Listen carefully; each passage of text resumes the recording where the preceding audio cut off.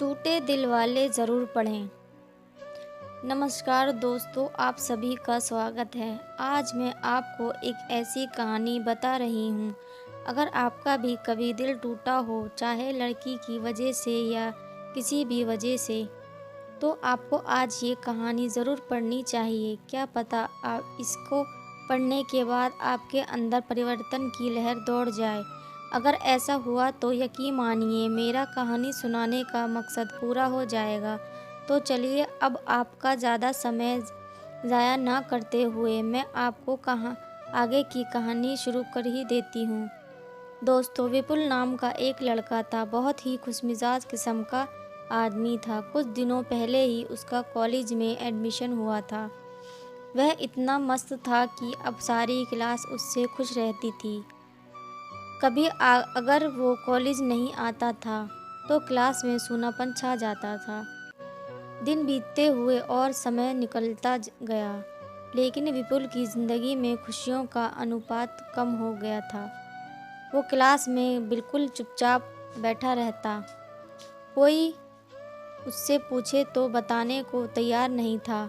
पूरी क्लास में सन्नाटा छाने लगा। लेकिन एक दिन उसके टीचर ने उससे भी पूछ ही लिया कि विपुल, तुम्हें बताना ही पड़ेगा कि तुम इतने दुखी क्यों हो। जब तक आप अपने अंदर दबे बोझ को हल्का नहीं करोगे, तब तक कैसे खुश रहोगे। हिम्मत करके उसने बताया कि वो एक लड़की से प्यार करता था। अब वो उसे छोड़कर चली गई, इसलिए वो बहुत दुखी है। टीचर सारी पिक्चर समझ गए। उन्होंने कहा कि तुम शाम को मेरे घर आ सकते हो। उसने कहा, हाँ ज़रूर। जब विपुल शाम को टीचर के घर गया तो उसने उनसे पूछा कि तुम क्या लेना पसंद करोगे, चाय या लेमन शरबत। उसने कहा, लेमन शरबत। जब उन्होंने शरबत बनाया तो उसमें नमक काफ़ी ज़्यादा डाल दिया, और जब विपुल भाई ने वह लेमन शरबत पिया तो एक घूंट पीकर के मुंह बिगाड़ लिया और टीचर को कहा, सर ये क्या बना दिया आपने, इसमें नमक बहुत ज़्यादा है। तो टीचर ने कहा, विपुल कोई बात नहीं, मैं तुम्हारे लिए दोबारा शरबत बना सकता हूँ। विपुल ने कहा, लेकिन सर उसकी कोई ज़रूरत नहीं है, हम इसी शरबत में थोड़ा पानी और चीनी डालकर इसे अच्छा बना सकते हैं। टीचर ने फिर पूछा कि क्या। विपुल ने भी यही जवाब दिया। अब टीचर ने कहा कि मैं तुमको यही बात समझाना चाहता था, इसलिए मैंने जानबूझकर लेमन शरबत में नमक ज़्यादा डाला, और तुम्हारी ज़िंदगी में भी नमक ज़्यादा हो गया है, तो तुम सिर्फ उसमें ज़्यादा से ज़्यादा चीनी मिलाते जाओ। कुछ ही दिनों बाद नमक की मात्रा कम हो जाएगी और आपकी ज़िंदगी पहले से भी खुशनुमा बन जाएगी।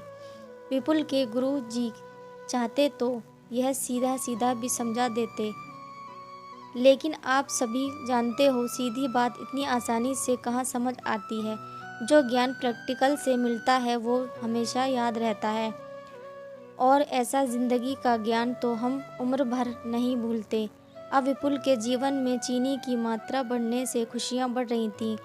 उन्होंने अपने गुरु के चरण स्पर्श किए और उनका धन्यवाद किया। अगर वह इन बातों को अंदर ही अंदर दबा के रखता और विरह की अग्नि में जलता तो गुरु के कैसे समझ पाते। मैं भी आपसे यही कहना चाहती हूँ, अगर आपका भी किसी ने दिल तोड़ा है तो बार बार उसके बारे में मत सोचिए। किसी न किसी से तो साझा करके आपको अपना बोझ हल्का करना ही पड़ेगा। और अगर आपको कोई भी ऐसा इंसान ना मिले तो आप क्या करोगे, उसका भी तरीका बता देती हूँ। अगर आप अकेले में कागज़ के ऊपर वो सारी बातें लिखें जो आपके दिमाग में आंधी की तरह उड़ रही हैं, XYZ जैसी भी बातें लिखें, और लिखने के बाद देखिए दिमाग को कितना रिलैक्स मिलता है, क्योंकि काफ़ी सारी गंदगी हमारे दिमाग से निकल चुकी है, बाकी की सब ये ही निकल जाएगी। अब आपको इस कागज़ का क्या करना है,